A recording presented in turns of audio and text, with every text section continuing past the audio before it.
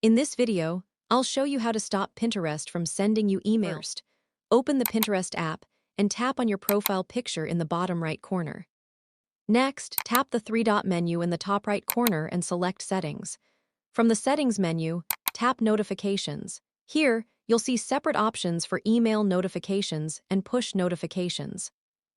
To stop Pinterest emails, tap Email Notifications.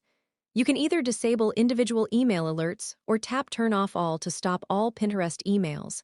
Next, go back and tap Push Notifications. Just like before, you can turn off specific notifications or tap Turn Off All to disable every Pinterest push notification.